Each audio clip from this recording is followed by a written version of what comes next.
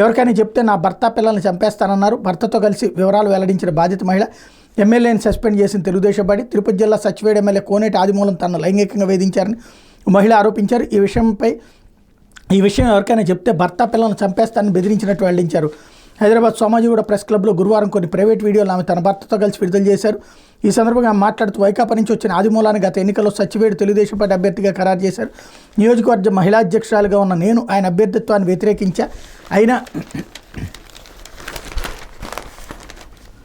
ఆయన్నే ఖరారు చేయడంతో పార్టీ నిర్ణయానికి కట్టుబడి ప్రచారం చేసి ఆ సమయంలో ఆదిమూలం నా ఫోన్ నెంబర్ తీసుకున్నారు. ఎన్నికల్లో గెలిచాక పలుమార్లు ఫోన్ చేసి తిరుపతిలో నా హోటల్కి రావాలన్నారు. జూన్ 7 నేను వెళ్ళాను. ఒంటరిగా ఉన్న ఆయన నన్ను బెదిరించి లైంగిక దాడి చేశారు. ఆయన అభ్యర్థిత్వాన్ని వ్యతిరేకించినందుకు నాపై కక్షతో ఈ దారుణాన్ని కొడిగట్టారు. ఈ విషయం ఎవరికైనా చెప్తే నా భర్త పిల్లలను చంపేస్తానని బెదిరించారు. తర్వాత 3 సార్లు బలాత్కారం చేశారు. రాత్రి పగలు తేడా లేకుండా పదే ఫోన్ చేసేవారు. అర్ధరాత్రులు కాలుస్తుండటంతో నా భర్తకు అనుమానం వచ్చి నన్ను గట్టిగా మందలించారు.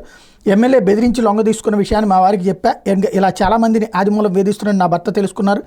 ఎమ్మెల్యే నిజస్వరూపాన్ని బట్టబయలు చేసేందుకు పెన్ కెమెరాను సిద్ధం చేసి ఇచ్చారు. కోరిక తీర్చకపోతే కుటుంబం మొత్తాన్ని అంతం చేస్తానని ఎమ్మెల్యే బెదిరించడంతో జూలై 10న పెన్ కెమెరాతో ఆయన దగ్గరికి వెళ్ళా. ఎమ్మెల్యే వేధింపులు రికార్డు చేశా. ఆయన ఎమ్మెల్యేగా కొనసాగడానికి తెలుగుదేశం పార్టీలో ఉండడానికి వీల్లేదని అన్ని ఆధారాలతో సీఎం చంద్రబాబు మంత్రి లోకేష్ దృష్టికి తీసుకెళ్ళాం. వెంటనే ఆయన సస్పెండ్ చేయాలని కోరాం. ఎమ్మెల్యే నుంచి మాకు ప్రాణహాని ఉంది అని వివరించారు అన్నటువంటి వార్తల్ని హైలైట్ చేశారు. ఓ మహిళను ఎమ్మెల్యే కోనేటి ఆదిమూలం లైంగికంగా వేధించినట్టు ఆరోపణలు రావడం తెలుగుదేశం పార్టీ ఆయన సస్పెండ్ చేసింది. ఆదిమూలంపై వచ్చిన ఆరోపణలన్నీ తీవ్రంగా పరిగణిస్తూ ఆయన్ని సస్పెండ్ చేసినట్టు తెలుగుదేశం పార్టీ రాష్ట్ర అధ్యక్షుడు పల్లా శ్రీనివాసరావు ప్రకటనలో చెప్పారన్నటువంటి వార్తని హైలైట్ చేశారు.